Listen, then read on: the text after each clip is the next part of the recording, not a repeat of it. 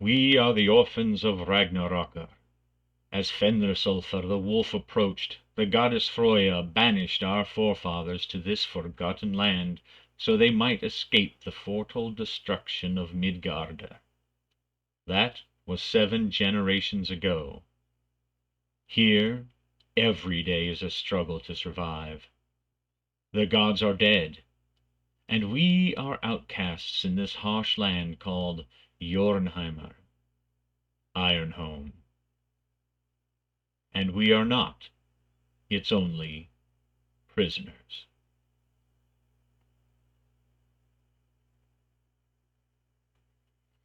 Howdy everyone, welcome back. I'm just going to, it's kind of a short time in between. I got a couple free days and I enjoy playing the games, so I'm just going to go ahead and start with the next one. We left off, Knut had made it back to town with Orn, his son, his nephew, son, he calls him son, and had taken an iron vow in front of the goatee. Now, when you take the iron vow, you're supposed to roll and see what happens, and I kind of forgot to do that. So we're going to go ahead and do that now.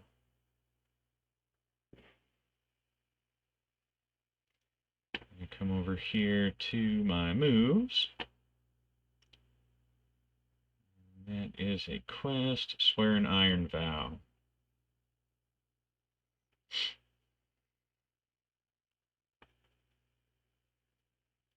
Alright, complete quest, vow. His vow was to lift the curse from Gunni, the Draugr. Partly because he's fascinated with, the whole thing, but in part because, it was basically cure me or join me kind of threat. So swear an iron vow is roll plus heart. And if it's a vow to a community in which you share a bond, add +1. I'm going to work on not saying so much. I've heard myself do it, I think, twice already, not including those two so's. I'm going to come over and look at my assets, because he's empowered as a Thane. Okay, so when you sojourn and score a weak hit or a miss, you may claim hospitality. Okay, alright, so see, I just did it again. I don't have the action right here. So if you forego your titler lineage, forge a bond as an equal, or when you swear an iron vow to serve someone of a lower station, add +1 or whatever. That doesn't count in this case. I'm not sure if it would count anyway, because neither the goatee or Gunni might be considered lower station. But we're just going to go ahead and make that iron vow with a heart, which is not Knut's best, being the salty old grump that he is. Oops. Well, look at that, though. Look at that. Strong hit.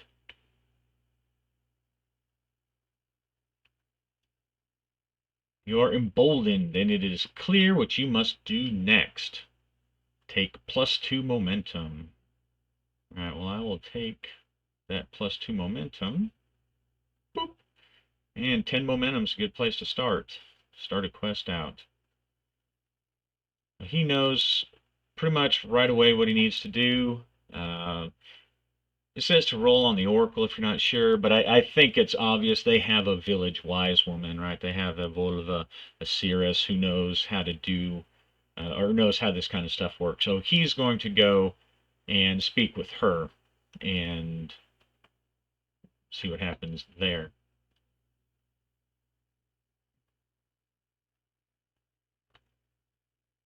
Go to our locations and settlements.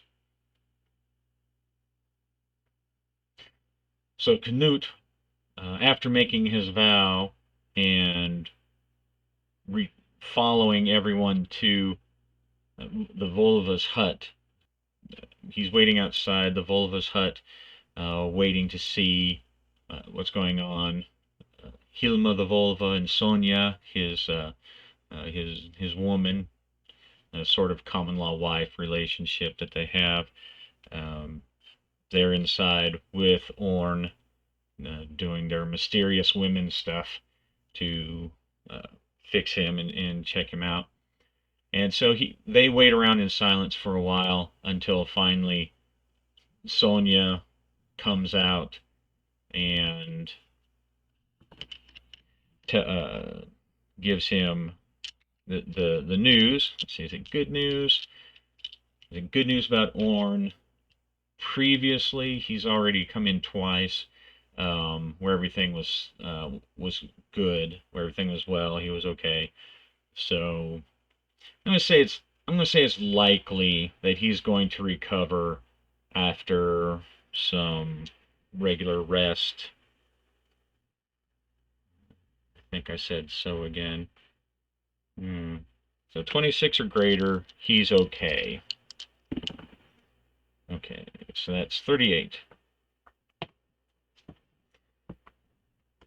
38. He's going to be okay. She says that he's exhausted and terrified and very confused, but she senses no strange spirits haunting him, no curses on him, and his injuries are worse than they look, but easily healable. He should recover. Oh, Knut. And she wraps her arms around him and just hugs into him. Thank you so much. Thank you for saving my son. And he kisses her on the forehead and looks down into her, pulls her away, looks into her eyes, and says, "So, now what? Do we take him home?" She said that he needs to stay with her for a couple of days to rest and make sure that his overbearing father doesn't assign him too many chores while he's trying to recover. She looks up with kind of a grin, playfully, and they head back. They head back to their steading, to their farm. Knut really wants to ask right away about the curse. He's really struggling not to go in and just tell the Volva everything that's happened.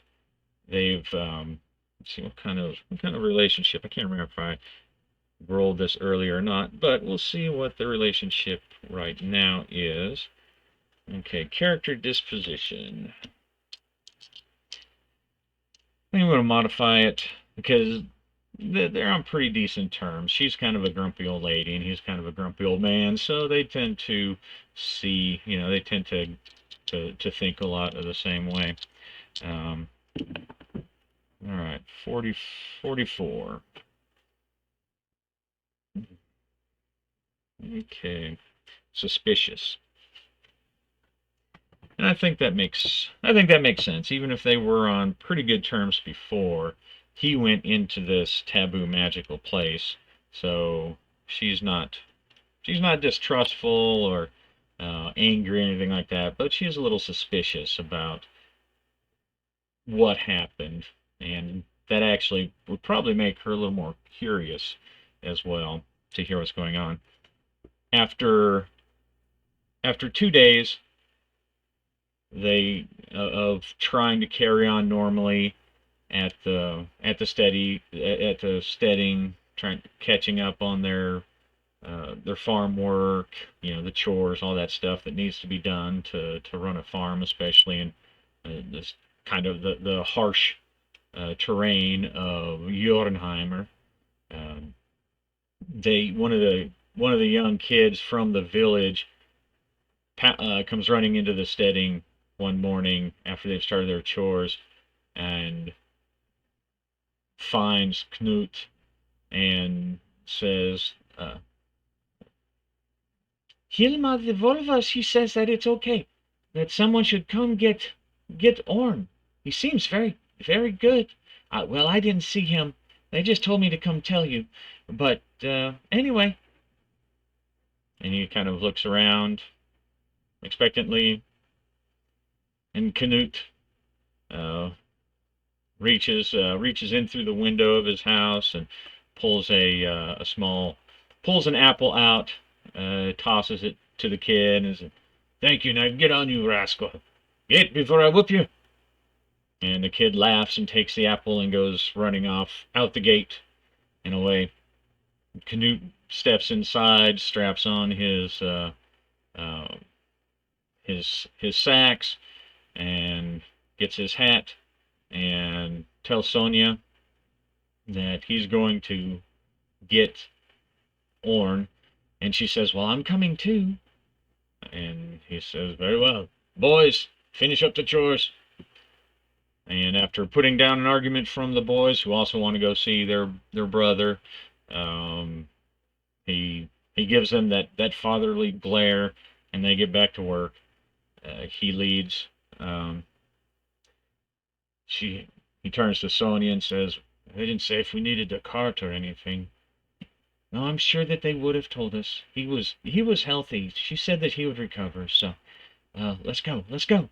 And she sets her traveling cloak on, and uh, grabs a walking stick, and they head on to the Volva's hut. They go inside. As they approach, they find Orn is sitting outside the Volva's hut, just kind of relaxing, kind of enjoying the sunlight. And when he sees his parents, or he sees his mother and Knut, he steps up and he walks over and he gives them both a hug. And while he's hugging Knut, he apologizes. "Father, I'm so sorry. I was so foolish. I'm sorry." And Knut just grabs his shoulder and shakes and says, "It's done. It's done, sir. There may still be some fallout." He glances at, casts a furtive glance at Sonia, and uh, gives Orn a smile and says, but that will be taken care of later.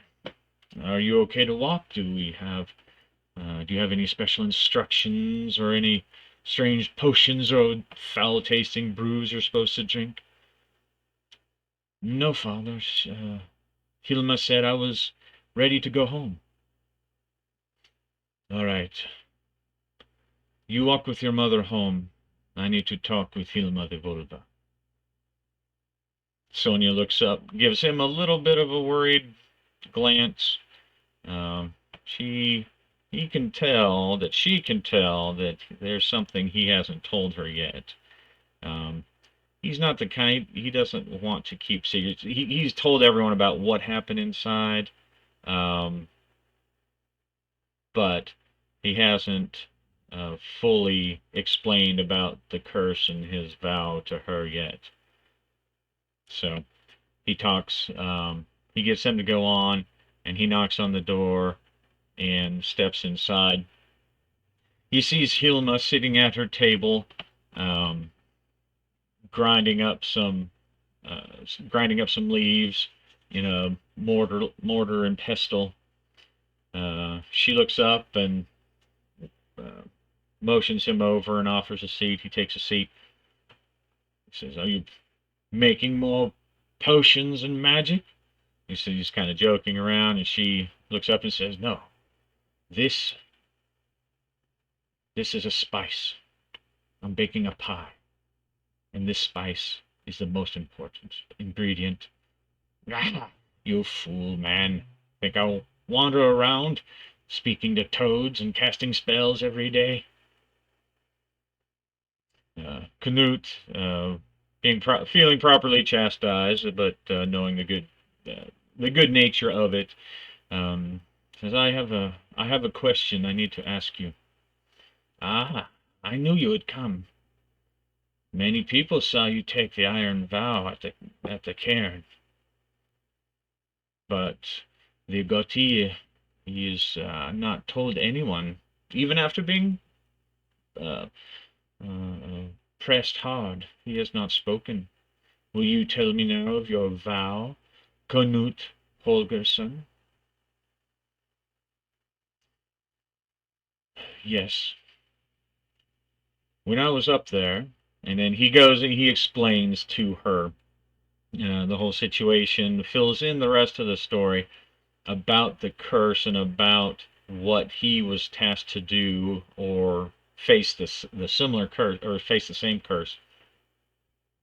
She listens quietly, continuing to grind up her spice, only nodding every now and then at certain parts of the story. And so he wraps up, and so what I need to know, old mother, is how how do I lift a curse like that? It's so ancient, it's like a curse out of the old tales from Midgard. I know nothing about that. I'm a warrior, and now I'm more a farmer than a warrior. What do I do? Can you help me with this? Can you lift the curse? You are a Volva, you speak with the spirits, you speak with the little people, and you know all the strange ways. Hilma laughs in your typical old cronish kind of cackle, um, and said, "Oh, Knut, no, even something like this is way beyond my ability. I think your best bet is that you must go to Odensborg. There you will find the lore master knows much more than I. I have been here for so long, I've mostly treated warts and sick cows. But it is true, there is a power up there. That I've known for many years, although kept it mostly to myself. Because until your fool boys woke it, it slumbered. And now you have got yourself entangled with it as well. You must go see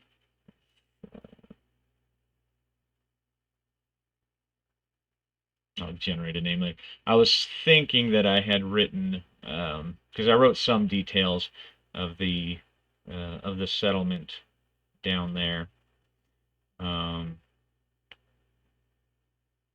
and I thought one of them was actually a some kind of wise man or seer or something, um, but no.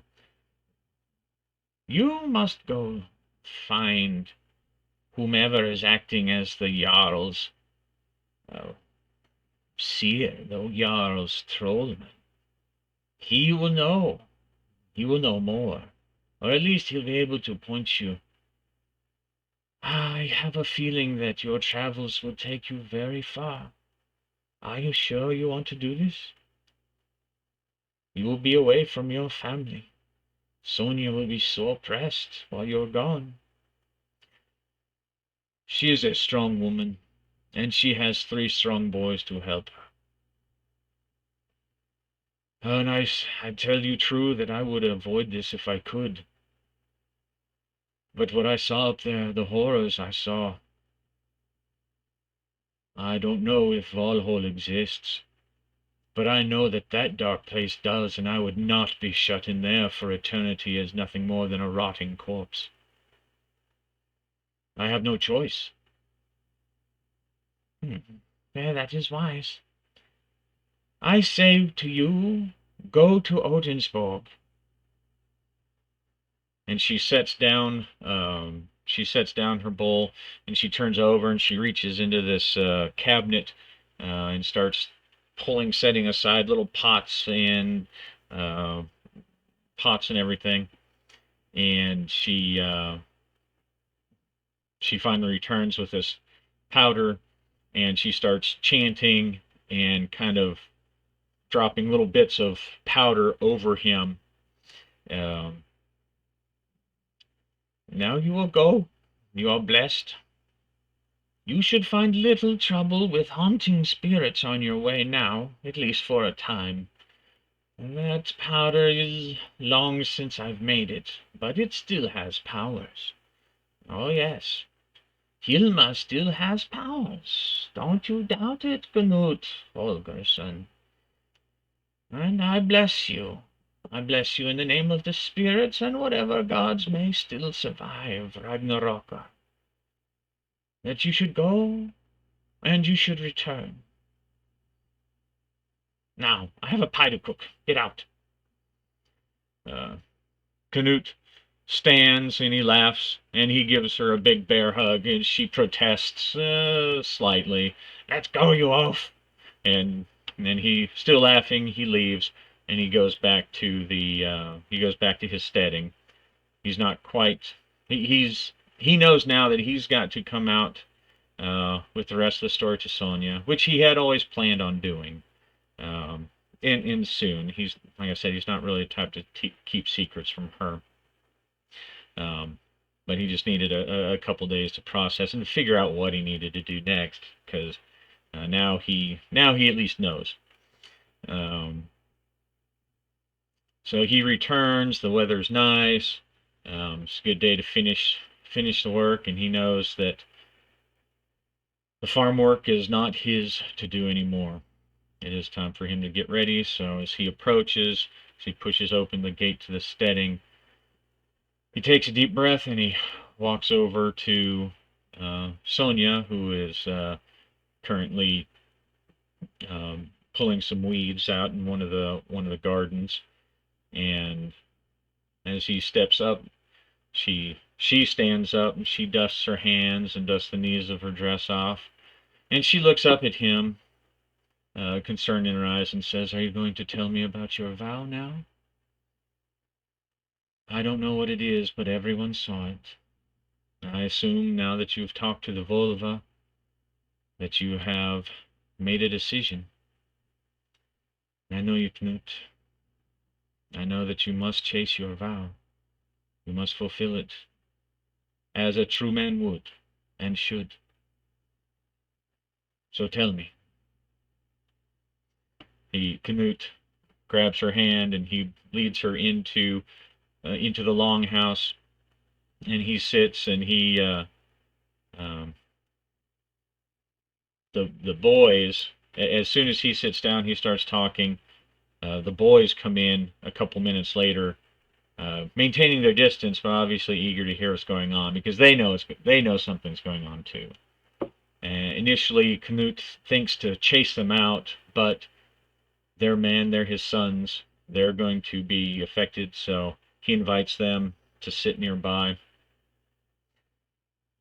And he looks at each of them for a moment somberly, before finally squeezing Sonya's hand. Says, "I was put under a vow, a curse, a threat of a curse. I'm not exactly sure how these things work, but the Apterganger, the Droger, was Guni the Wild. And in order for me to take Orn, to rescue Orn, I had to vow. I had to promise to lift the curse from him. And he knows nothing of the curse, and I know nothing of curses except, for what every God's-fearing man knows, which is they're not to be trifled with. But I must, and that was the vow I took for the Goti. That was the vow for Arnvid that he brought the oath ring for. And now that Orm was recovered, I spoke with Hilma. She said I needed to go speak to the Jarl's magic man. And so that's what I must do. I must travel. I must find out even what the curse is about. and I don't know how long it will be. And I don't want to go. Oh, I think that's true in part, Sonia says, squeezing his hand, but I can see it in your eyes. You are Ironsworn.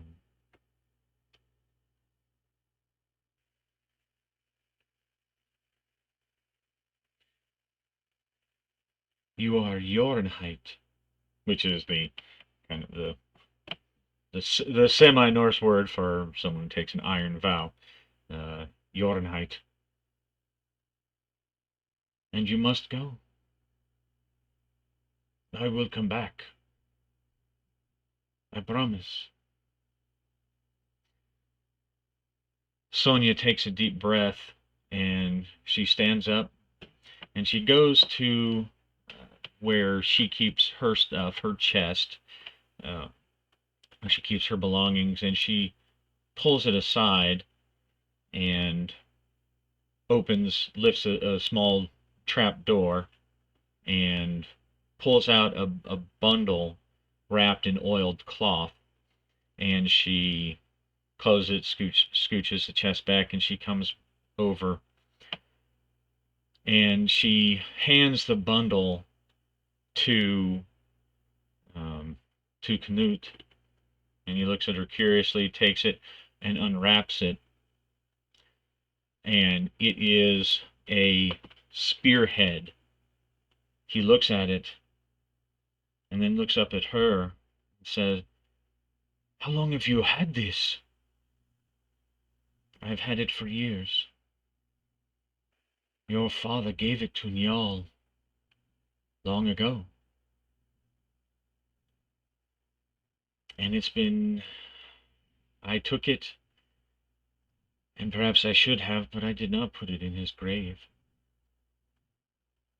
This was your father's spear tip." "I know, I recognize it."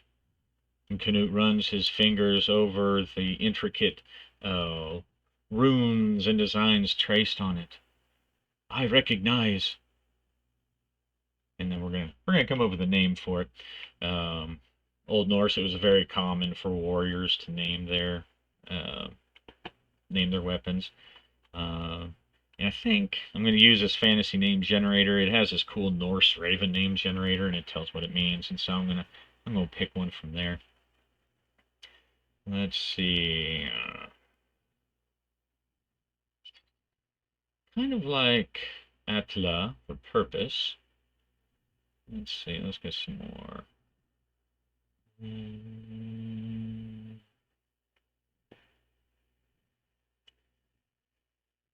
Hilda.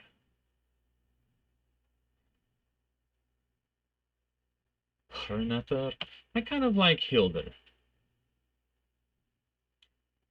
Okay. So his father had named him somewhat unimaginatively, but hey, he's a warrior. Um, Hilda, battle. So I'm going to come over here and just to note it real quick, I added Hildar the spear, just to keep track of. And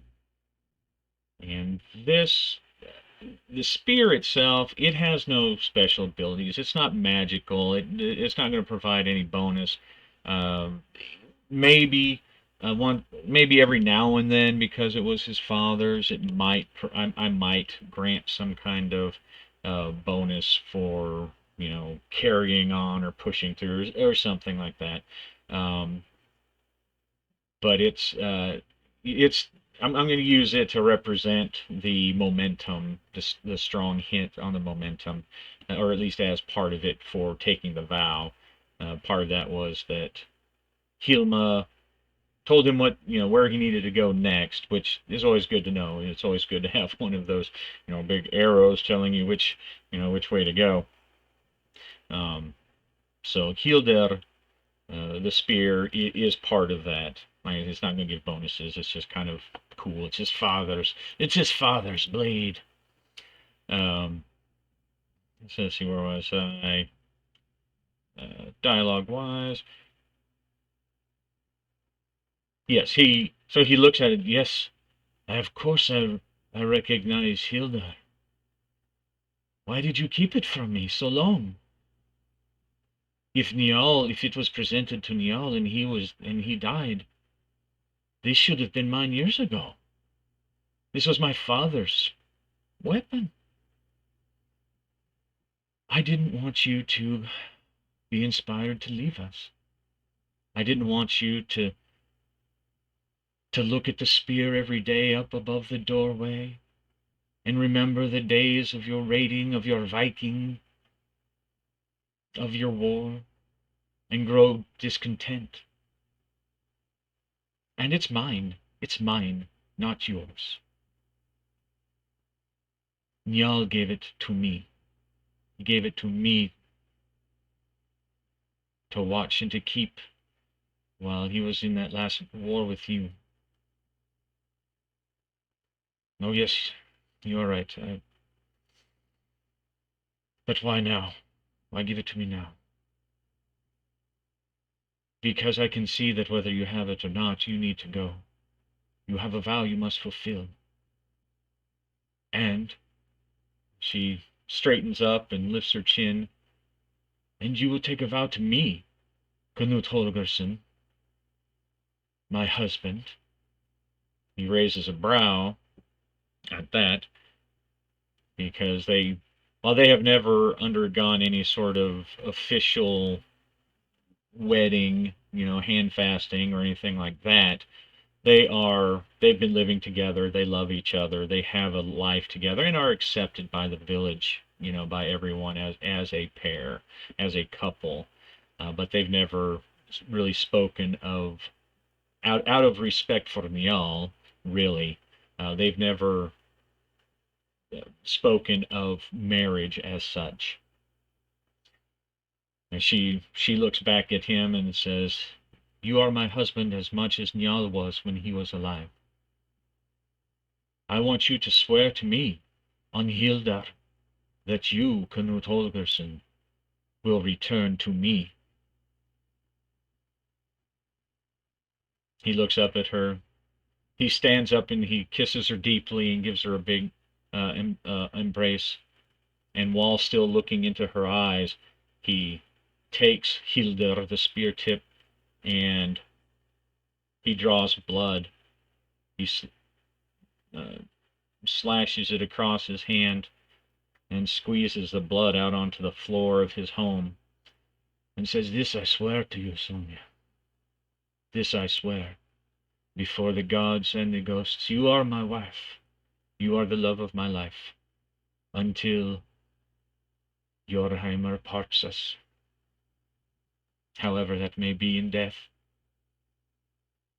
And one of the servants, the girl servant over in the corner, she weeps and he dabs her eye. And then he hands the spear. Initially, he hands it to his eldest son. Oh dang it, what's his name? Is it Grim?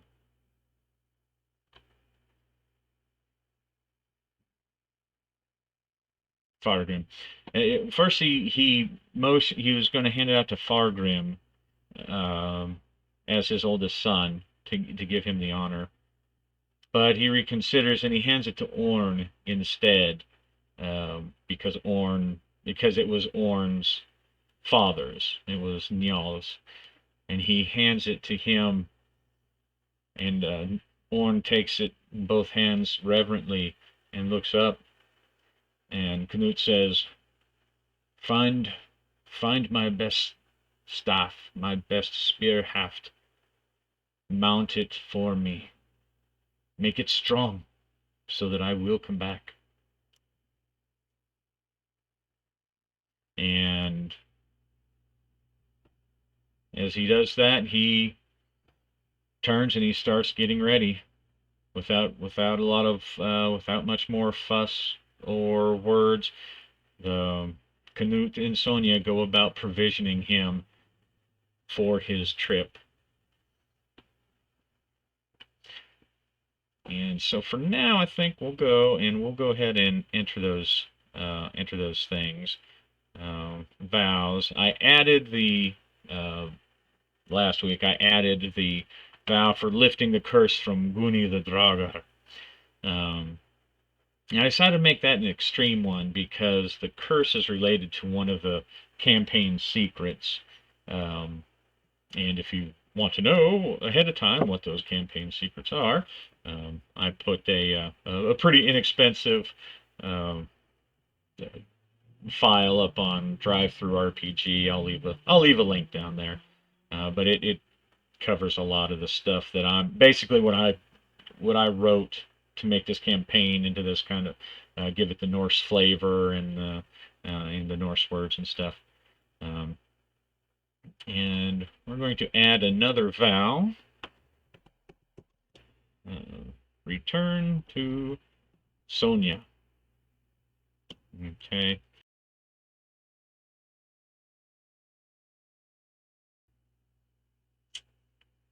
I'll make that a troublesome because as you can see on the map, it's pretty close. And Odensborg is, it's the the one city in Jornheimer that you could really call a city. And so the whole area, it has its merchant routes and things like that. So I'm going to put it as kind of as troublesome journey. Let's see, what are we at time-wise? Let's say 39 minutes. Yeah, let's go ahead. We'll go ahead and we'll start the journey. We'll see what's going on.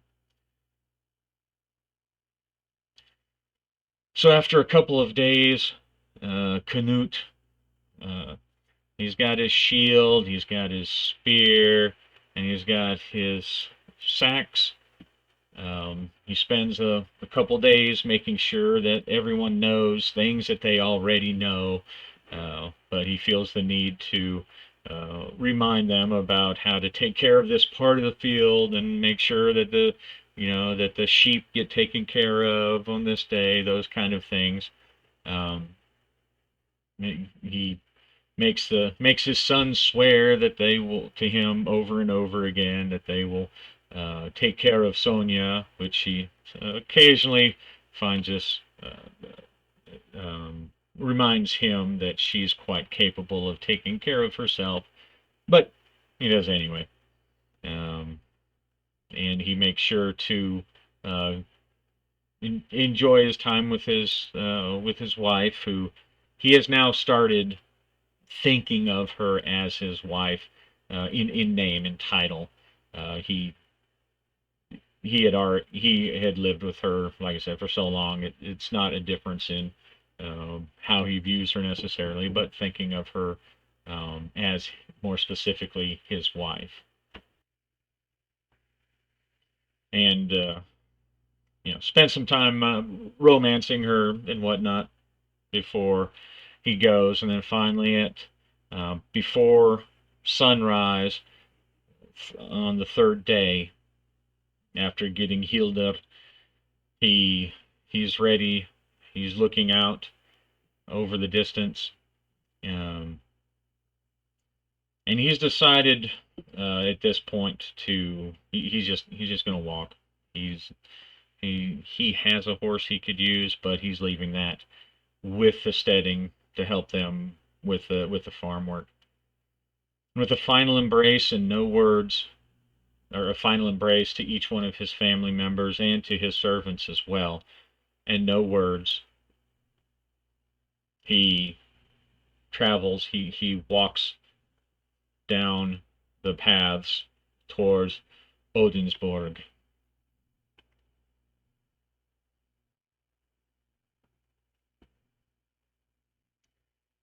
Alright, so now we're going to roll.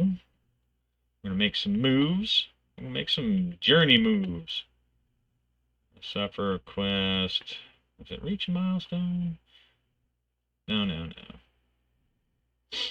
Not delve. Sorry, I probably should know this. Oh, undertake a journey. That's what I was looking for. Okay.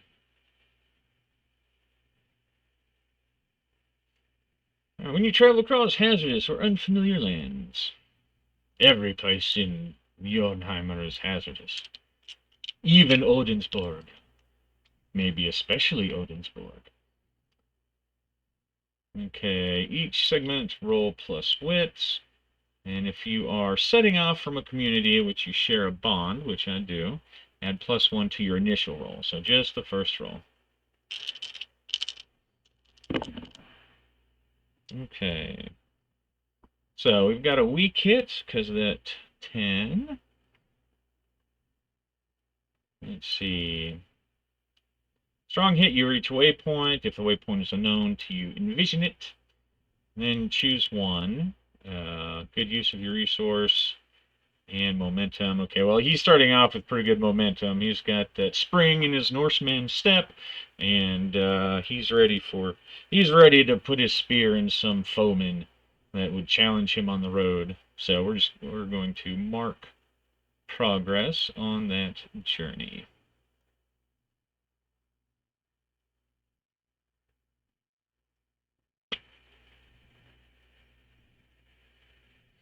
And let's see what our waypoint is.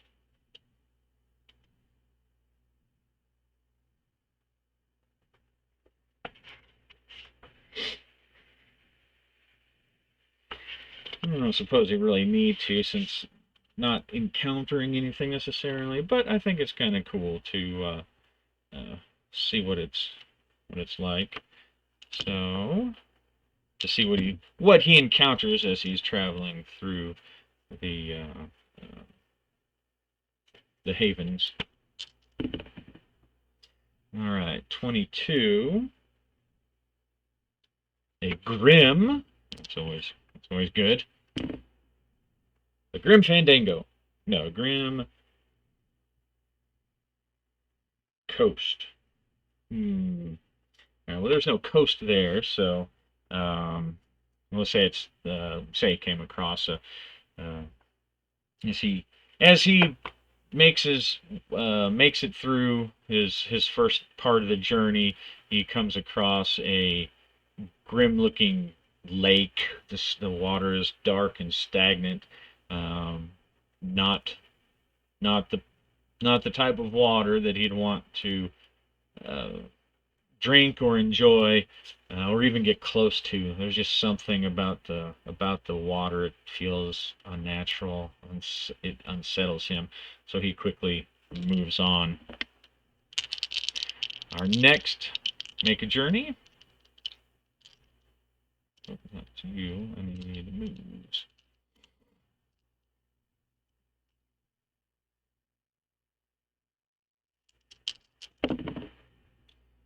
Okay, strong hit.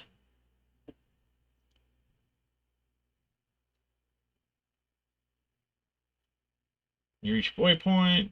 The waypoint is done to you, envision, and then let's see. Oh, whoops! Okay, so I realized I was reading the wrong thing on that last one, because that last one was a weak hit. So that weak hit, I made the waypoint, but I forgot I needed to reduce my supply by 1. Supply is a sort of a general stat that it covers everything. You know, your pack, your rations, tools that you might use to fix stuff, tents, whatever.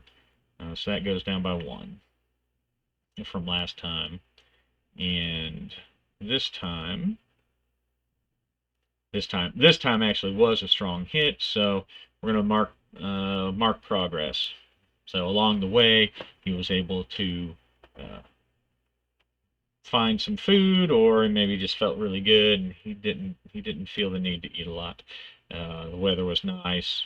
whatever. He found some berries along the way. So we'll mark. We'll see what we came across this time.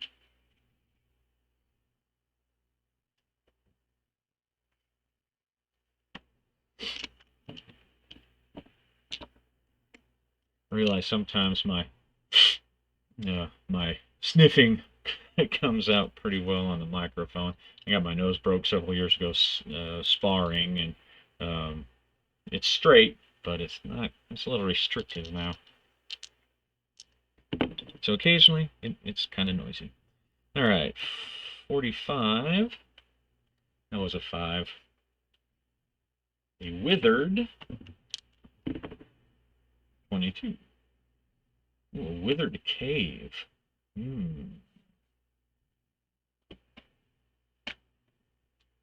A withered cave.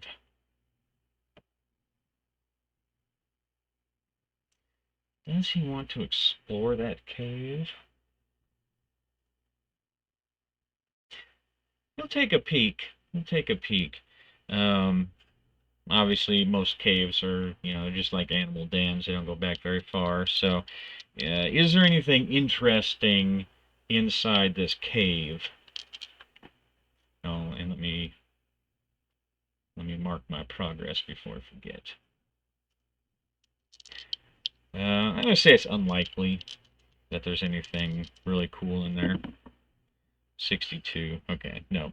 So it's just a regular. It's a regular animal's den. It's withered, so inside, for unsure of what caused its death, but inside there's maybe a bear or two, skeletons of a bear or two that died at some point in the past, and the cave is still very musty smelling. So there's that. So again, go to our next progress. Yeah, we're gonna do one more travel, one more journey. Not journey.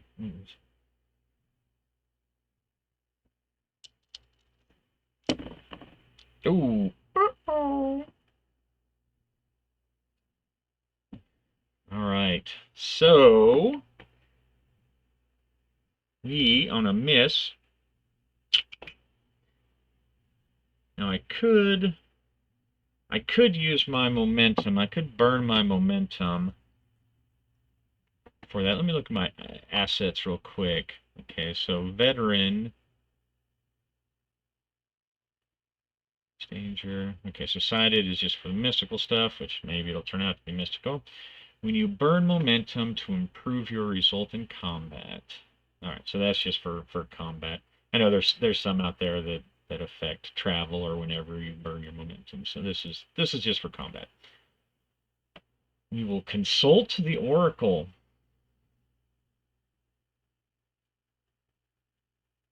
You're waylaid by a perilous event. Pay the price.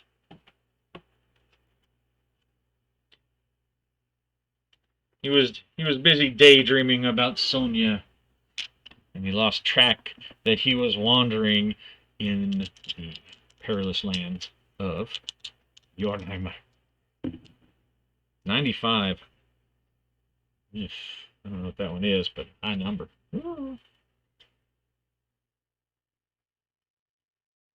A friend, companion, or ally is put in harm's way, or you are, if alone. Okay.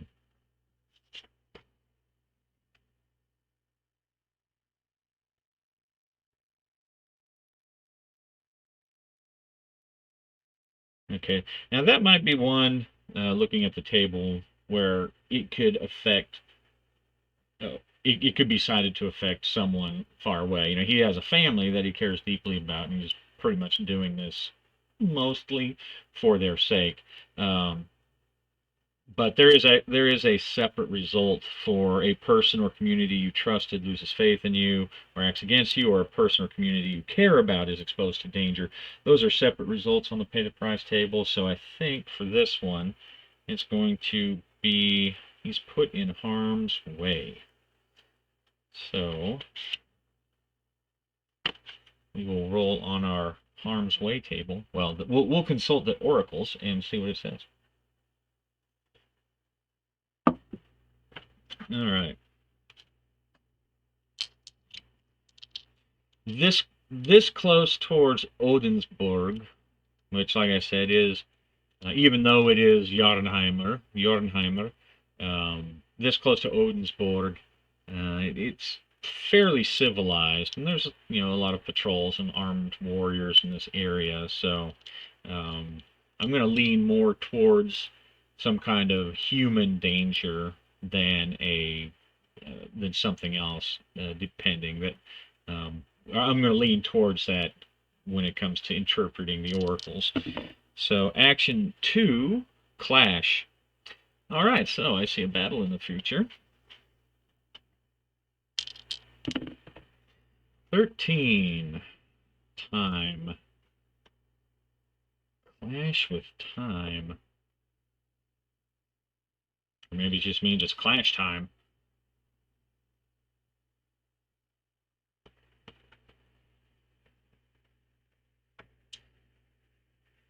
Clash time, clash time.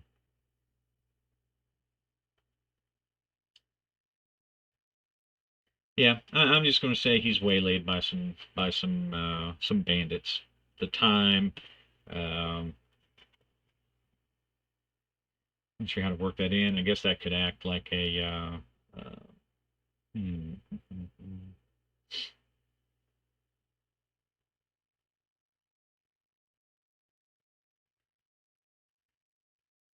I will say that we'll see how the rest of the rolls go. But I might use that time if something else comes up, like maybe the people that are attacking him, maybe he has a certain time limit to save someone that they're trying to kill or something like that.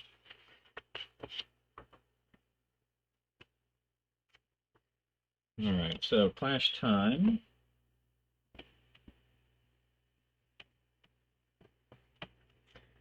I'm just gonna say how powerful they are. Oh, whoops.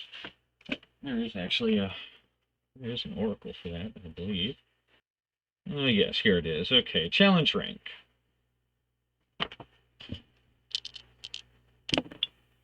Oof, 91. Extreme.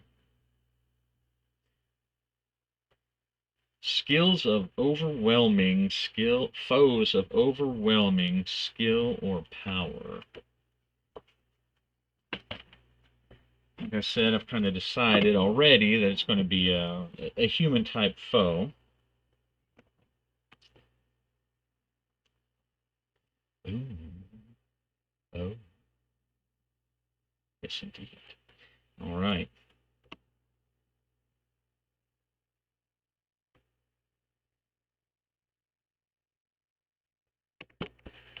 Yes. All right. I know what it is. This is tied to. All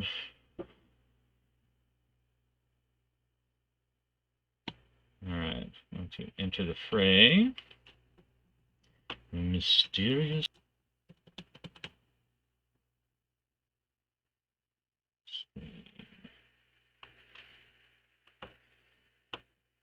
All right. So he's traveling along close to Odensborg, and as he's getting ready, as he's coming through the wilderness, still following a main road, he comes to a bridge. It's it's a bridge that you could ford fairly easily close by, but because the merchants, and everything, it looks like it was put there 4 wagons and carts. As he comes around the corner, he sees a person standing at the bridge at the mouth of the bridge, and they have a cloak. You can't make much detail about them, but he's going to try to investigate. He's going to try to gather some information. He's going to stop and he's going to gather some information. And although he doesn't know it yet, his sighted ability is going to help him. +1 and take -1 on momentum for a hit. Okay. He's going to try to size this person up, get some detail. Go over to our gather information. He can tell already that that it's a dangerous situation. He can just feel that this person's there for no good. Okay, so 4. Okay, so that's a weak hit. Okay, information complicates your quest, introduces new danger. Okay. The person at the bridge is she stares back at him. He can't tell she's a she yet, but she draws a gleaming sword and lifts a shield up from underneath. It was underneath her cloak, and as she approaches him, he can tell by her graceful movements and the curves in her tunic and the armor that she's wearing that it's a woman. He can't see her face yet, and he immediately goes back to the wight that he had to fight back in Axewatch. And she's giving him nothing, though. She's giving him nothing. But on the front of her armor, he sees she's wearing some kind of amulet, and it looks like a pair of wings, like this, a silver amulet with wings. And she charges, and he has just enough time to get his stance ready to fight. All right. So that's not going to be a ambush.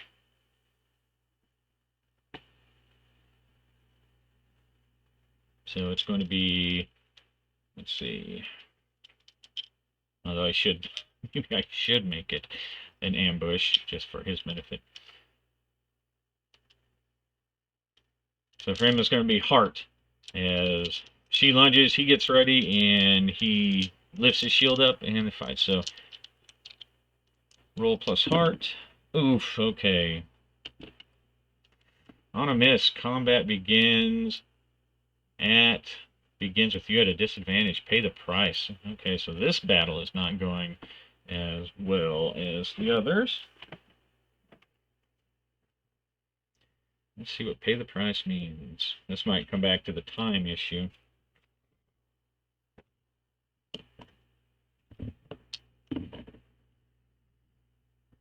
$79.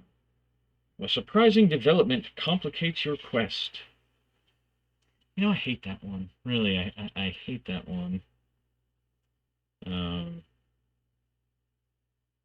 Just because it's so vague. Sometimes after a while, I feel like I get some the decision fatigue. See, I'm so decision fatigued, I can't even decide what to call it. Let's see. I'm going to roll on the action and theme just to see if that gives me any inkling. Okay, 81. Defend. Safety. Okay, so she's all over him. He barely even has time to defend. So I'm going to again. I'm going to mark him as losing 2 momentum as he gets knocked back.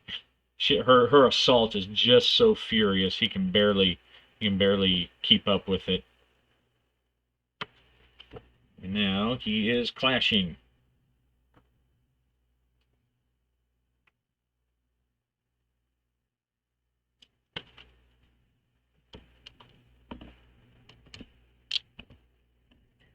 He's just laying into him, sword blow after sword blow, and he's barely fending it off with his shield. Okay.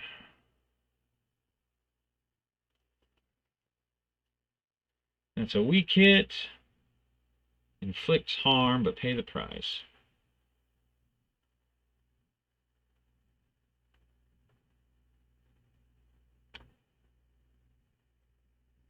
Oh, whoops! I didn't add the foe. Inflict harm. So he does 2 hits, and so he thrusts forward, and he manages to uh, push her back, stop her a little bit, but then he has to pay the price for being on his back foot.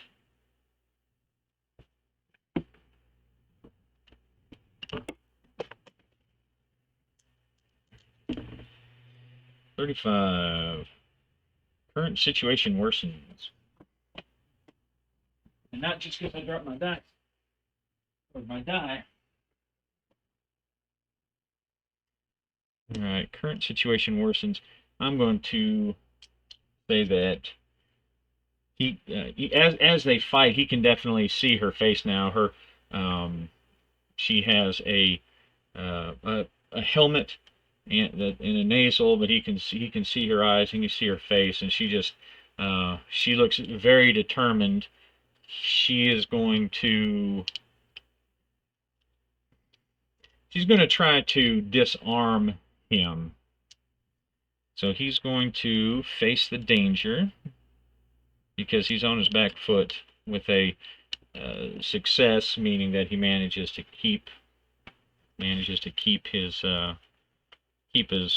weapon for now. She is obviously a skilled swordsman.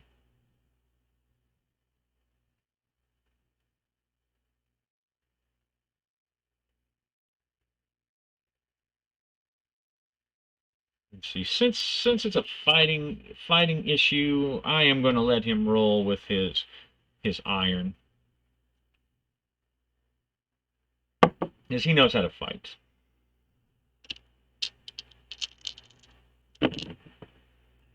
Okay, but not good enough.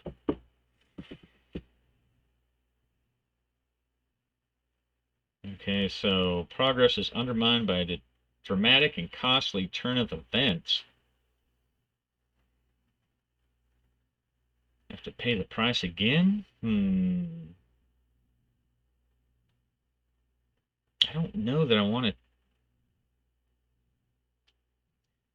I don't know if I want to use the momentum.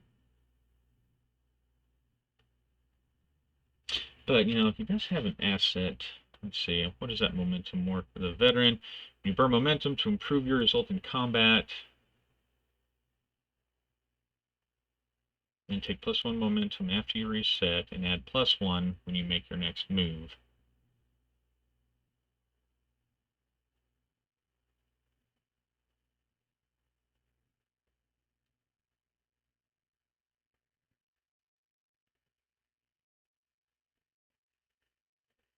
Okay, I'm going to burn momentum. I'm going to, since this is actually, even though it's a face the danger, the danger is an aspect of the combat. So I'm gonna rule it applies here. When you burn momentum to improve your result in combat, envision how your hard-won fighting experience gives you the upper hand. He's used to people trying to disarm him. That's all the time. So he is able to, he sees the move coming, he draws his spear back to get it out of the way as she tries to bash it really hard near his hand to knock it out of his grip. But he manages to step back, push her back with his own shield, and then follow up with a thrust, hopefully taking it. So we go to momentum, we drop that down to 2. That's what it resets at, but his asset gives him a +1.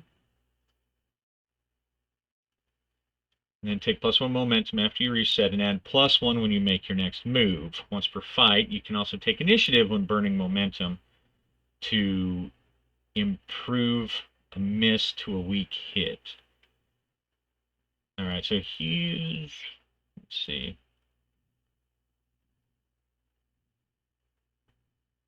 Yeah, okay, so he's going to take the initiative, and I'm going to allow him to take the initiative. He knocks her back with his shield, and then follows through with a thrust. That's going to set him into strike.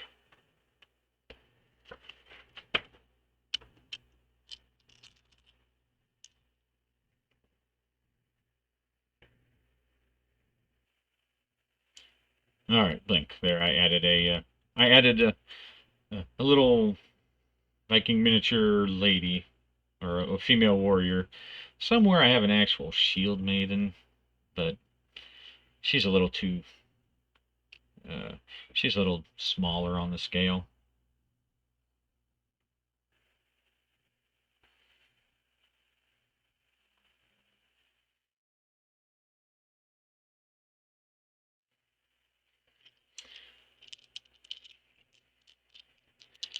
He lunges in, he gets +1 from his anything. Oh gosh. Ooh, that +1 saved him. That would have been a very bad roll if he did not have that +1 from being a veteran. But he knows he's been there, he's done that. If they had cigars, he'd be the type of a cigar stogie hanging out under his Viking helmet. So he knocks her back, and she is a nimble vixen. She is able to spin that and turn around and immediately counter strike. But he sees it coming. He catches it on his shield, and he thrusts her with his +1. That puts him at a 9 and a double 8. So he's going to inflict +1 harm, and he retains the initiative. Let's see. What should be... Let's see, what kind of opportunity would that be? Oh, I think he's going to knock her kind of up against the bridge. He's driven her back, and now she's up against the bridge. So I'll incorporate that somehow. And so that's going to be 1, 2, and then +1.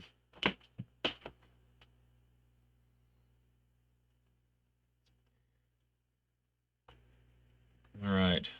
Then he's just going to follow up. He's going to, let's see, is the bridge high enough?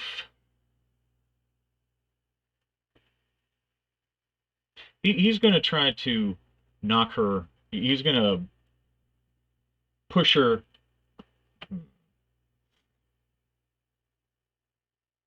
We'll see what happens next round. She's definitely on her back foot though.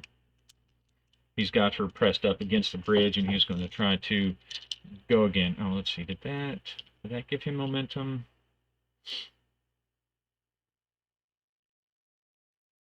Well, I guess I should be using this so you guys can read what's going on in the moves. Strike. Oh, I guess I am. Never mind. All right, so no momentum, but I retain the initiative. So, okay. Oh, look at that. The devil's number is Knut's number today. All right, so that's another strong hit.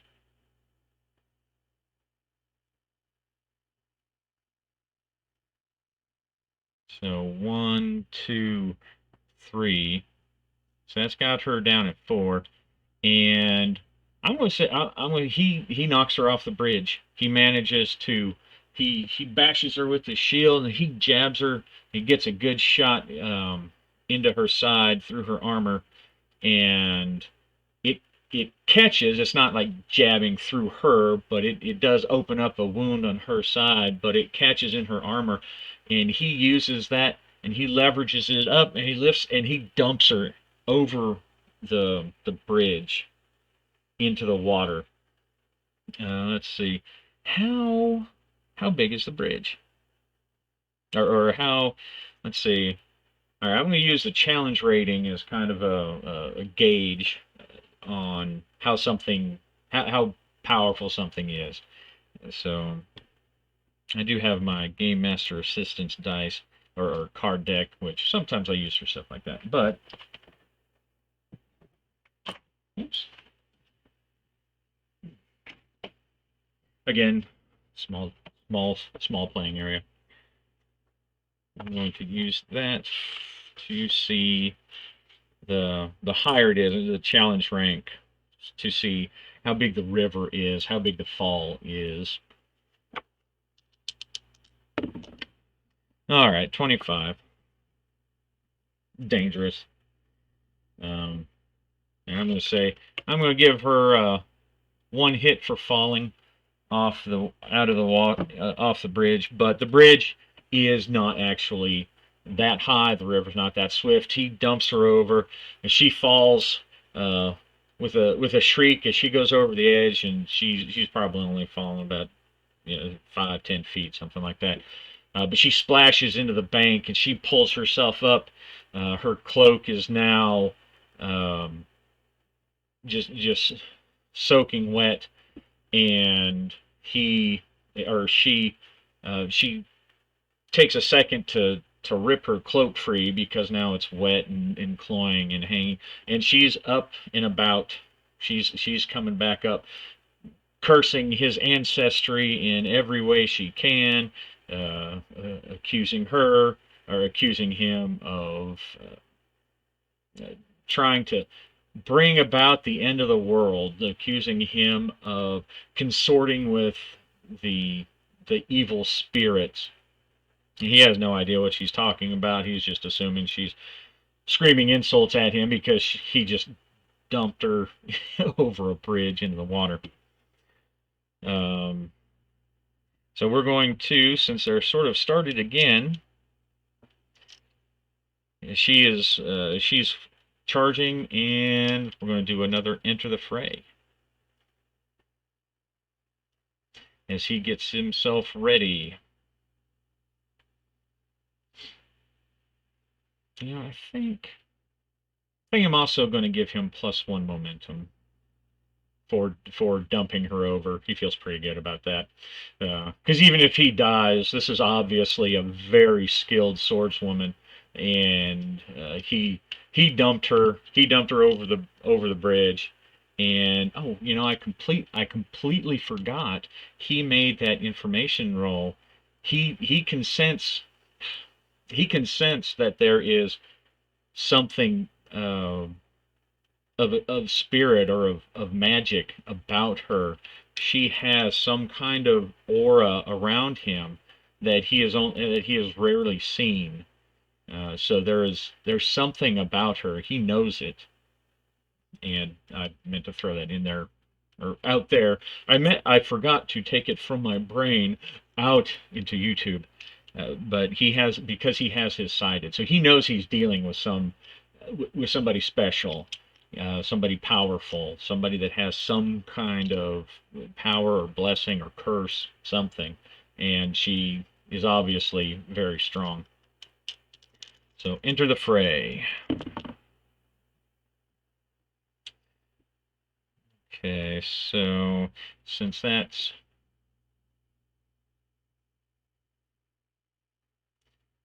Enter the Fray is a, come on, let's see, face off against the foe.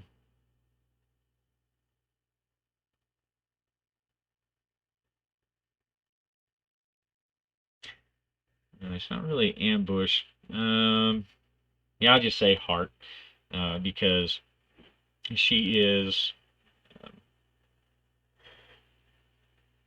She's coming at him again. She looks pissed.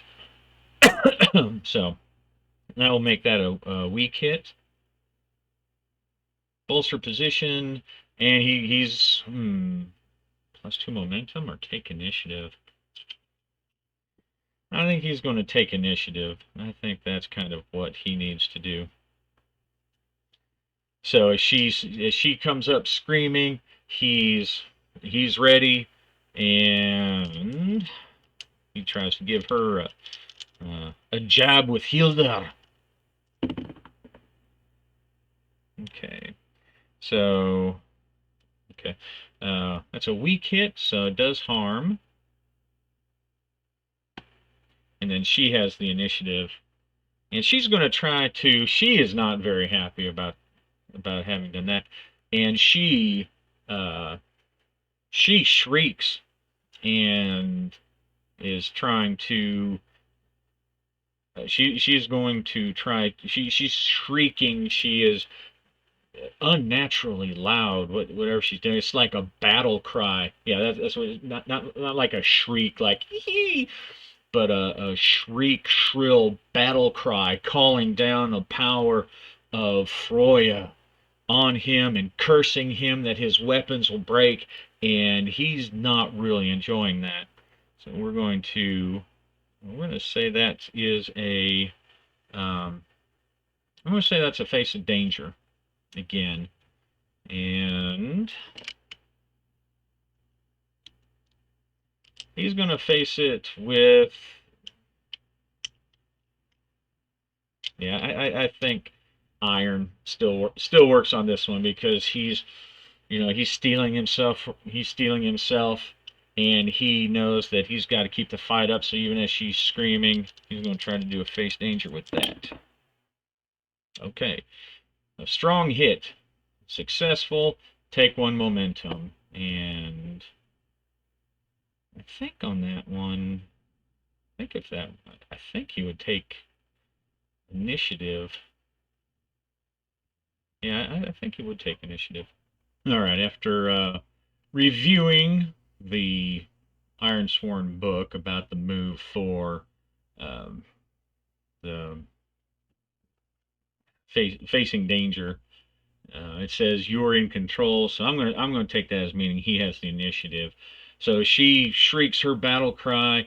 The only thing he can do, he steals himself up and he bellows back at her before coming in. Shield lunge. So I'm going to give him the initiative again. So that puts this at a for a combat move of strike. Oh, okay. All right, so due to some loud, that's not good, doggy issues, I have to start this little section over, but he just rolled his strike against her, and unfortunately got a miss. So the attack fails, and he needs to pay the price, and she has the initiative. So let's see what the pay the price is. Most obvious is that she finally beat him in the head with her sword.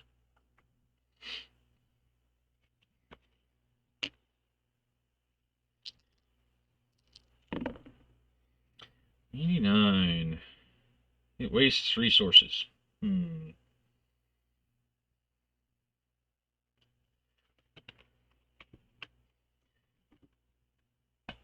Alright, so there we go with the so again.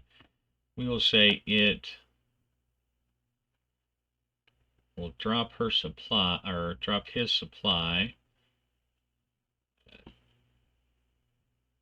He screams, he lunges, she ducks out of the way, knocks him aside, and almost taking his head off, she instead cuts his pack off. Everything that he was kind of carrying around in his pack, it's gone. It goes flying into the river. It's all gone. He's got nothing left except what's on his belt and in his hands. And I'm gonna, just because, I'm gonna give him a hit as well. Just because he's getting tired, and she just whooped him, and she has the initiative, and she's going to follow through. So that's going to put him on his back foot again, and that's going to make him clash. Going to have to use the clash move.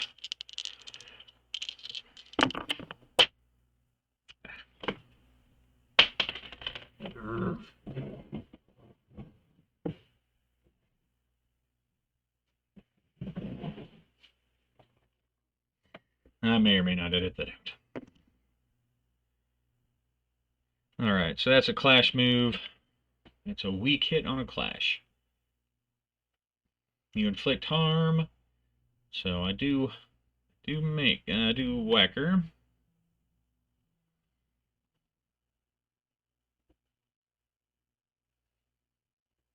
2. So I drive forward. I kick her shield, and it flies up and hits her in the face. But I also have to suffer a. See what happens here. I have to pay the price. 30. Something of value is lost or destroyed. Well, he doesn't have much left in his hand. And I think the obvious is Hilda, his spear. She had tried to disarm him before. So he kicks the shield, it bashes up into her cheek, and he follows up with a thrust, but she steps aside and gets his spear twisted up, catches it under her arm, and turns, and it goes flying off the bridge. And not the best way to start off a journey by losing the spirit that you just got, but this is his father's spear and went over the edge. Fortunately, he always travels with his sacks, so after he stares after it, after the spear falling off, he draws his sacks and meets her next charge.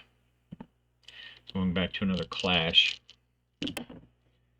Oh, okay, well, so another weak hit. 1, 2, and then another pay the price. It's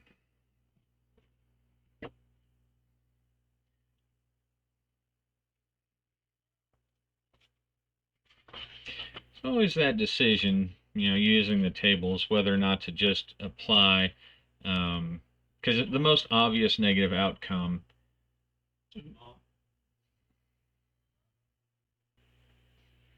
Looking at the outcomes, the most obvious negative outcome is that he would take harm,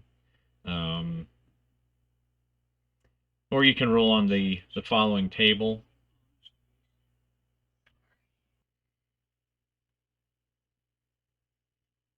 So the obvious, the obvious thing is that he gets hit, but in this case, I like to roll. It kind of makes it interesting because, especially fighting somebody that's extreme. She hits him twice, and he's pretty much under the ground. So I like to use use the table, at least with important foes. If it's some kind of plebes or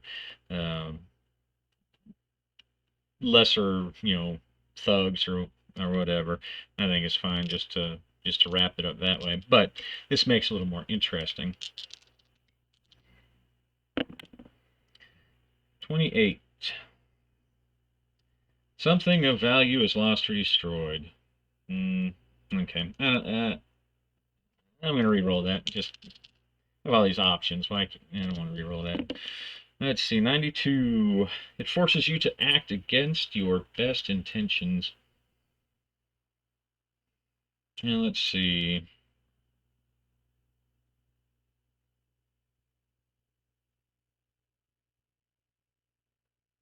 I can't really think of anything offhand like that, so I think I'm just going to have him get hit. That's kind of the most obvious.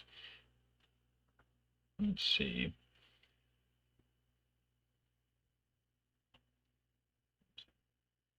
All right. So she is she's extreme. And extreme is 4 harm. Okay, so 1, 2, 3, 4. All right, so he lunges forward. He thinks he's got her. He does cut he gets a good slash across her body armor, but too late he realizes that he's left himself open and she's twisted sideways, and she brings her blade right down onto the crown of his helmet. And if he were not wearing that helmet, he would be dead right now. It Things go black. It rings him. He staggers back, and there are some stars and Norns and dragons or whatever floating around in front of his eyes. Um, and he's going to she's gonna press. She leads forward, she kicks his shield back and knocks him, and she's coming down with another sword blow. He's going to try to, just fend her off. He doesn't even know who this woman is, just that she's beautiful, strong as a bear, and she has this amulet, and there's something magical or powerful about her.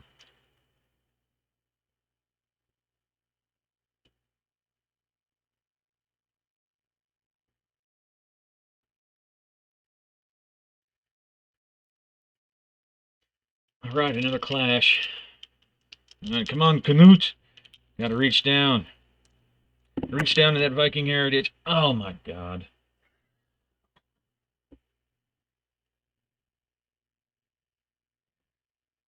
By Thor's testicles. That's like the worst roll you can get. Double zeros, and there's no way to beat the double zeros, even with that six. And that six makes it worse because you think, aha, six, I got it. So,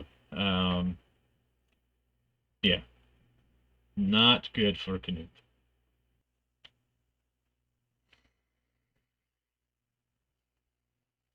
All right, so there's that. So, um, he comes in, he thinks he's got her, and he's about to just take his sax across her neck.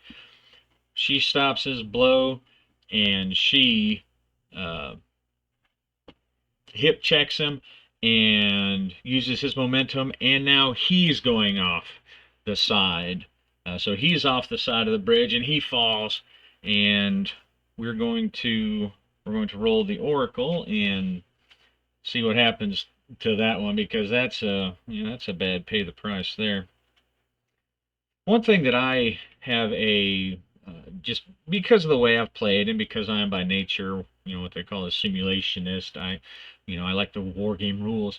Um, he's at hit points. That means he's dead, right? Well, being more narrative, and that's why they have this table and everything. Not everything has to end in death, and that was something that I've always thought people don't always fight to the death. Most of the time, someone gets poked and they run away, right? But that's a pretty bad roll. That's a she rolled her best and he rolled his best and she came out on top. But don't tell Sonia. Just kidding. All right, 77. A surprising development complicates your quest.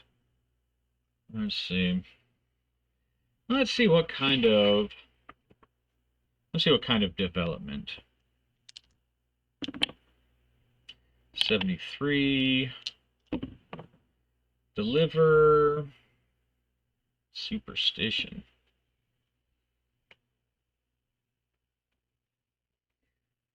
Deliver superstition.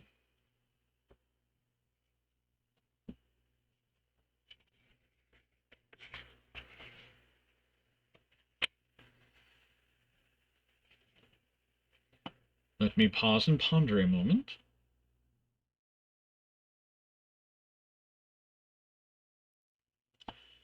Okay. All right. I've got it. So he delivers superstition, and once I thought about it, actually, it makes a little sense. He he recognizes that emblem, the wings. That's the emblem of a Valkyria, a Valkyrie, uh, and he puts two and two together. He sees that symbol. She is just tearing him apart in this battle, and he's seen that she has some kind of magical aura, and so he believes that this woman is a Valkyrie, and she's attacking him, and he is not, the Valkyries are, they're powerful creatures. Um, but because she threw him off, we're going to, um, I think I'm going to have him endure harm. I don't want to kill him off this early, obviously, but we'll see what happens. All right, so he's at 0 health, which means that he takes face physical damage using the endure harm move. Let me pull that up here. All right, when you face physical damage, summon minus health equal to the rank. So his health is 0, which means that is taken away from his momentum, and that brings that down to 0. So, hey, that took all the wind out of his sails.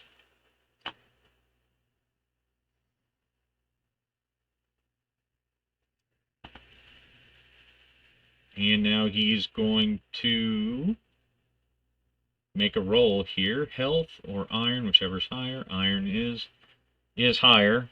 Unfortunately, he has no momentum to burn, so this may not turn out the best.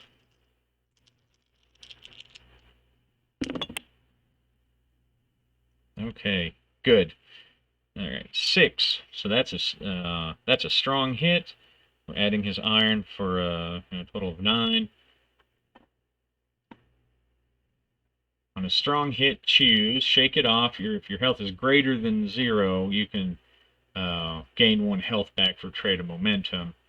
But his health is not 0, and he has no momentum to trade anyway, so he's going to take a +1 momentum, which is not overly useful at this point, but at least he's not maimed or dead. But she's about to, if he doesn't get his head out of his axe, she's gonna pin him to the riverbed. So she rings him again in the helmet and throws him over the bridge, and he falls and lands on the rocks in the water, and it's only the cold of the water sort of splashes him back to life, and he manages just to stagger up, but he heard something on the way down, and his head is still ringing, and she is going to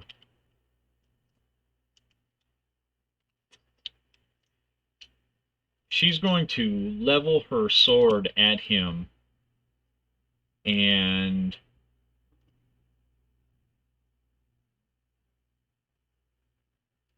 she glares at him with these eyes, and she says, "Knut Holgersson, I know who you are, and I know what you're about. Cry off your quest.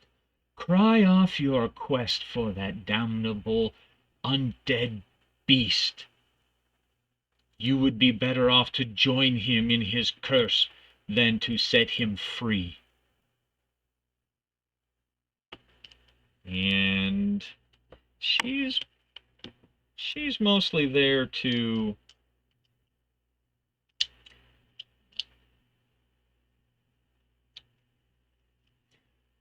he's going to point his axe back at her and cry back, "What should I do? You want me to go join him? He has cursed me and my entire village if I don't free him. Why are you attacking me? Who are you? Who are you, woman?" And he's going to try to convince her. He's going to try to compel her.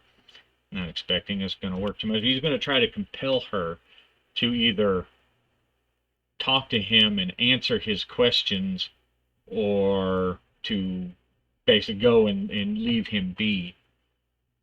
I am fighting for my family. I am fighting for my people. Speak with me and tell me what is happening here, or leave me be, woman. So we're going to go for a compel move. He's not the most convincing.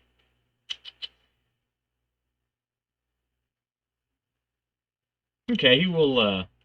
Now he's trying to pacify her, because she just threw him off a bridge. He doesn't really feel like trying to threaten or incite her. So even though it's a lower chance for him, I think a heart roll would be better, because he's trying to appeal to her. Okay, 4, 5. Okay, a weak hit.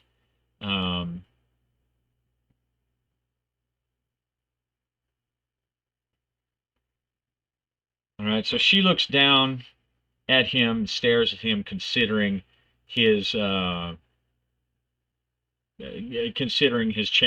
his question, his request, and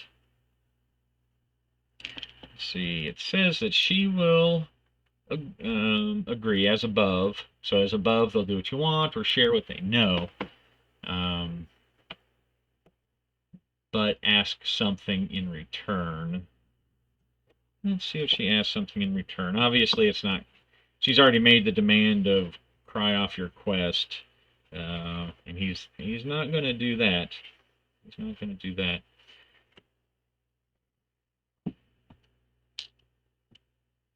So what she wants is 85.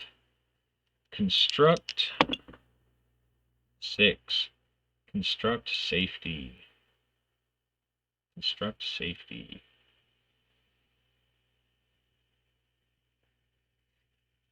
Well, so I think construct safety. Maybe she wants him to. She wants him to lock. She wants him to build. She wants him to rebuild Axewatch to lock a Goonie in. Being a Draugr, an undead, maybe. Okay, she wants him to rebuild Axewatch. She wants him to try to consecrate it to make it a safe fortress again, which not really sure if that's going to mean that he has to somehow face down Goonie, or if maybe he lifts the curse, Axewatch will be built again. But so she looks down at him, and she slides her sword into her scabbard and says, I will let you go, but you must rebuild Axewatch. You must lock it so that no one can enter anymore, so that no one can ever get in there again. Yeah, I think that's better. You must. I'll let you go, but you must lock Axewatch so that no one can get in there again. No one. And no one can go in there and disturb the cursed spirits in there. And I say to you, cry off your quest. You do not understand what you're dealing with. And then she looks around. Because you fought so bravely, I will spare your life today. But know that you face powerful enemies. My sisters and I will be against you at every turn. And she flies away. She kind of he's looking up, and he can't really see exactly what happened. It looked like she just flew away into the sky, but he doesn't see her like flying away like into the distance or anything. Um, so he's staring on, um, confused and scared. And so I think that's probably worth a spirit. Um, he's now faced off against a Einhörnjar, Einhörnjar, an undead Einhörnjar, and now he's fought off and basically almost got killed by a Valkyria, uh, which so close together. These things are just his mind is racing, and he he was still ready to keep fighting. He knew he realizes that he was on the backside, and he's glad that she's gone and he doesn't have to fight her. But again, there's a bit of a swelling of pride that he has fought, at least at least enough to survive a fight with a Valkyrie and or Valkyria, and so that sort of adds to his story that that he can tell, as he's rocking in the hall, if he lives that long, if he's able to return. He knows now that he came very close to not fulfilling either of his of his iron vows, because he got some strong hits on her, and it was very close. But he realizes he's lucky to be alive. He looks around and he sees Hilder, and it's sticking up. The water is flowing through. There's a little wake flowing around it as it's sticking straight down into the riverbed with the water. So he uh, wipes his sacks off as best as he can, puts it back into his belt, and struggles out into the water, retrieves his spear, and struggles back to the shore, where he immediately collapses to catch his breath. He's wiping the water out of his beard, um, and as he takes his helmet off, he sees that blow. It's a nice dent um, through there, and he can feel the matching swelling on his head where it penetrated and went through. He takes a few moments to gather his wits, to gather his senses, and he realizes that he has no food, he has no sleeping shelter. Everything he had was gone.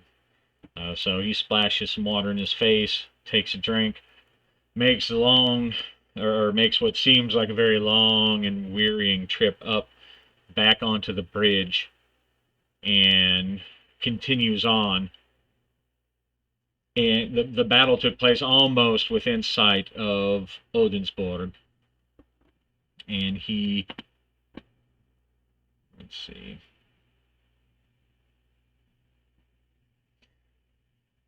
So I'm going to mark that as a progress, because he survived. He survived.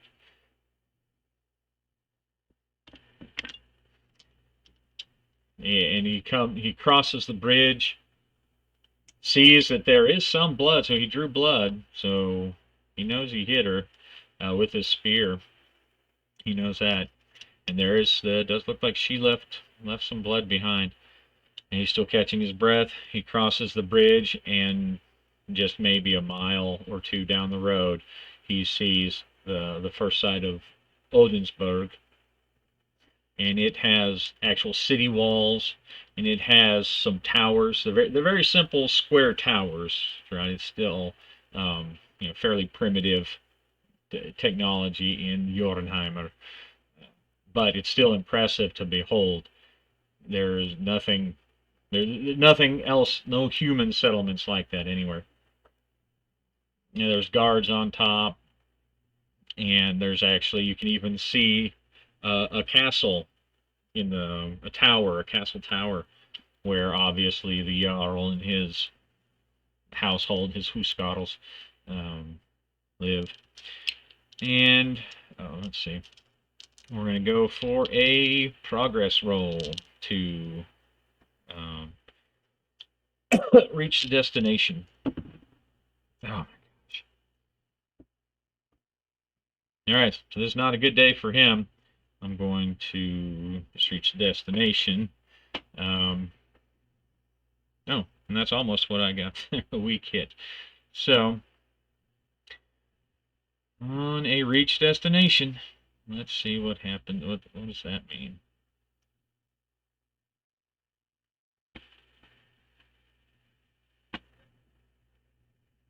Oh no, that's not it.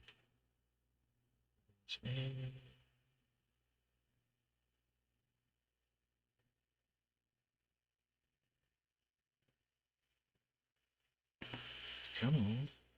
Oh, reach destination. Alright, weak hit, you arrive, but there's an unforeseen complication. Envision what that is. Alright, so what we know about Odensborg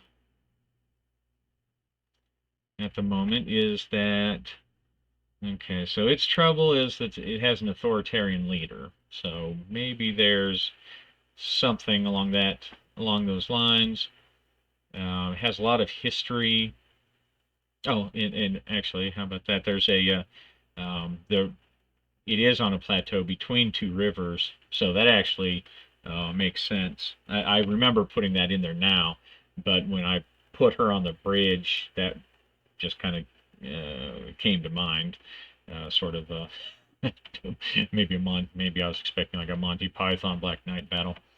But that's one of the rivers that he crossed to get there.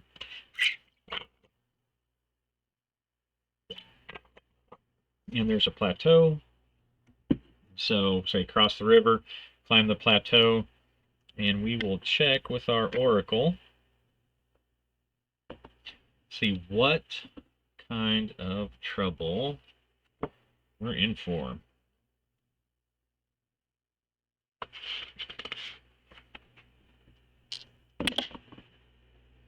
Oof, 99. Charge. 29. Charge trade. Ah, okay. Alright. He approaches the gate, and the guards, the gates are open because it's daytime, business hours, and the two guards are big burly huskarls, obviously professional warriors as opposed to maybe like a farmer militia or something like that. And they look him up and down. He's still, his helmet is still kind of bent out of shape.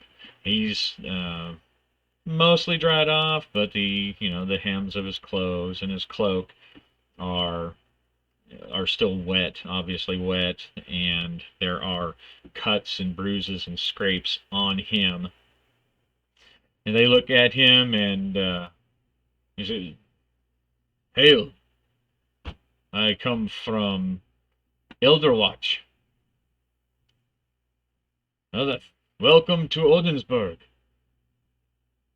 If you wish to enter, you must pay a fee." Let's see. They do barter, so most of the economy is barter.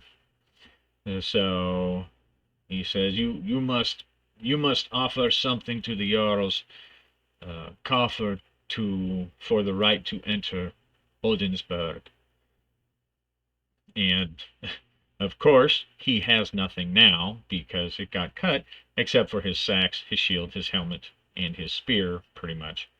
And he tries to explain that to them. I was just waylaid. I have nothing but my spear and my sacks and my cloak and my shield.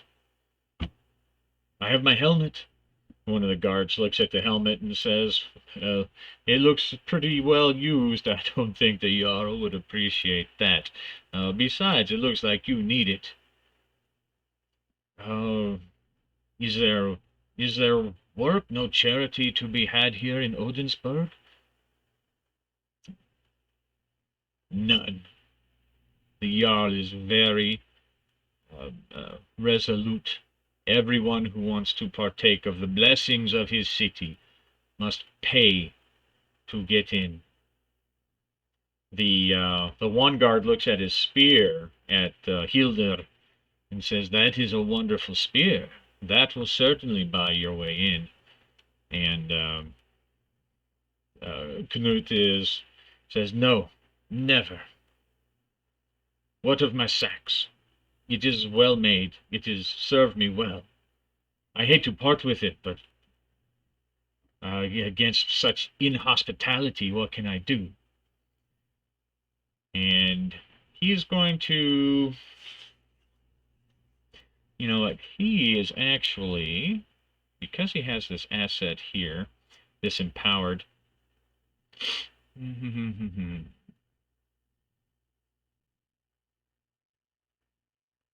Okay, so he is actually trying to sojourn. This exchange is him trying to get into sojourn. So when you sojourn and score a weak hit or a miss, you may claim the rights of hospitality. So he's going to start throwing his name around. "I am Thane Knut Holgersson. You would deny me entrance into this room? What kind of scoundrels are you? You don't speak of us as scoundrels, you speak of the Jarl as a scoundrel if you speak so." And so he's going to, let's see, well, now right now he's actually trying to do a compel, so we'll go back to compel, but he is trying to throw his weight around some. So we'll iron. "When I have my business taken care of, I will have more than enough to donate." So he's trying to convince them to let him in with a compel. Yeah, he is actually trying to. He's going to threaten. He's going to claim that they're trying to insult him, and if they want to keep him out, you should just try. Of course, he can barely stand right now. Okay. All right, so on a strong hit, they'll do what you want. To share what you know, take 1 momentum. I'll take that. I need all the momentum I can get. I didn't even get to use the momentum.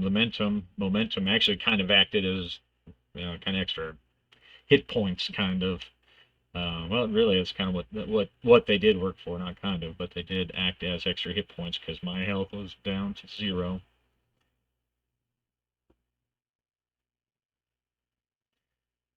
All right, so they do what they want, share what they know, and gather information. "I am here to fulfill a vow, and if you should try to stop me, I will call you into the circle." And the guards look back and forth at each other. "I am Thane Knut Holgersson." He says it with a lot more confidence and less less stumbling than I just did. "I am here to fulfill an iron vow. Do not stand in my way. I seek the Jarl's wise men, the Jarl's weird men." And so he gets his +1, and he's going to try to gather information now, as he senses that he's kind of bullied his way through, or impressed them, right? He may have impressed them, and maybe they don't want to get into a fight. Decided when you identify or detect. The decided path when you face danger or gather information to identify or detect mystic forces. Now, he's not really doing that. He's just trying to get a name. So he's not. I don't think his sighted would apply there. but he does get a +1 on his gather information. He's trying to find out the name uh, of the of the weirdman, what they would call the uh,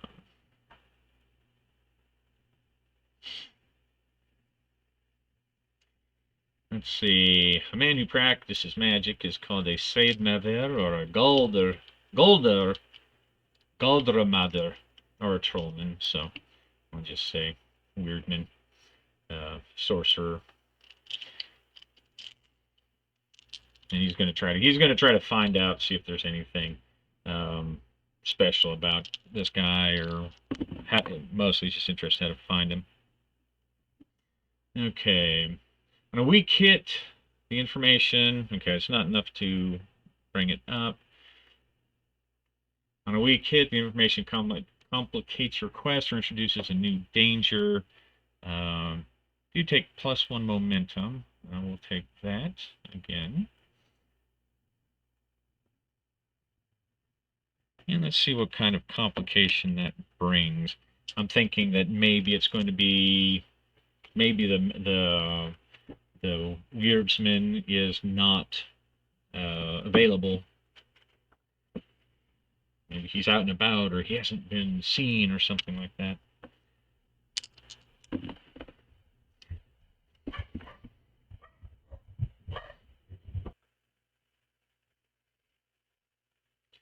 Stompy kids and barky dogs. Alright, so this complication is going to be, what's it about? 10. Control 67. Ooh, control war. Control war. Alright, so the weirdman, whose name is going to be, I'm going to come over here and use this fantasy name generator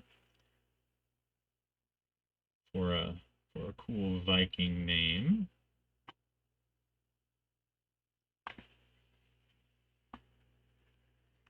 Let's see. And, I guess it could be, he could have his own Volva. So let's see, 51 or higher. It's going to be a Volva, a female. Okay, so it is actually a female. Let's see. Ashield. I like that one. That sounds pretty.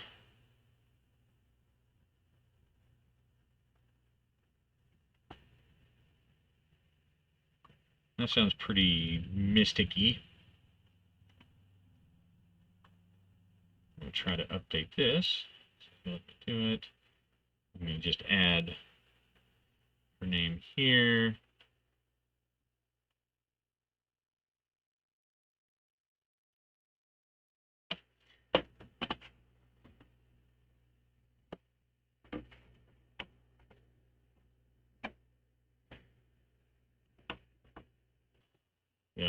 Volva, and she off trying to prevent a war. Trying to prevent a war, we'll say with a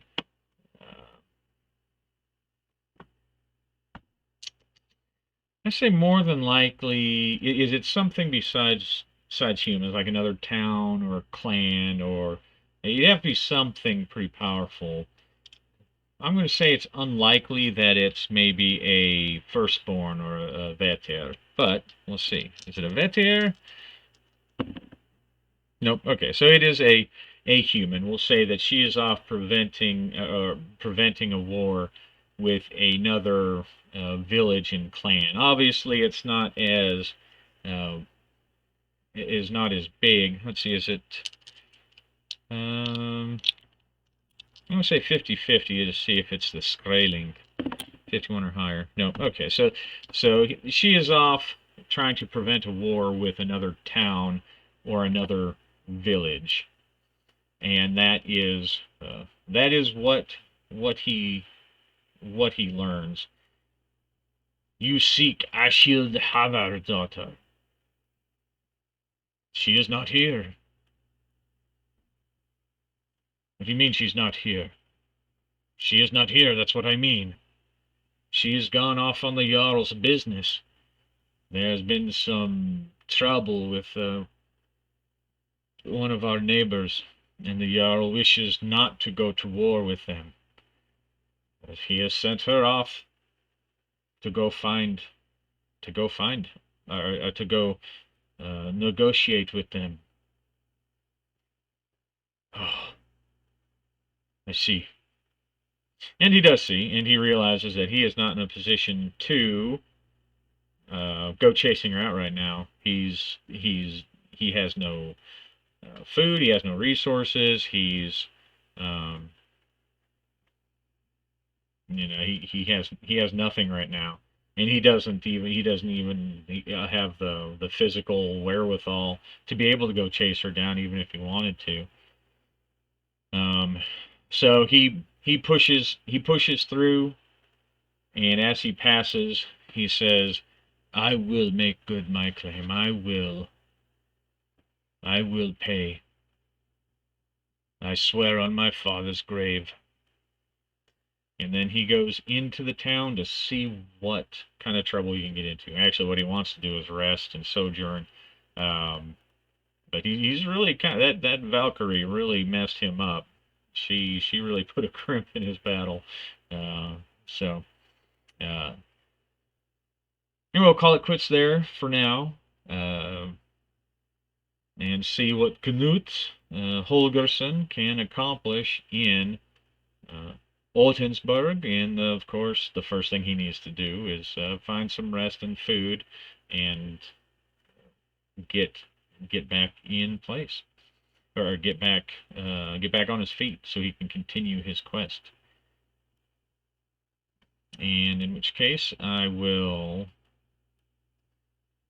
greet you. I will wish you farewell. Have a good one.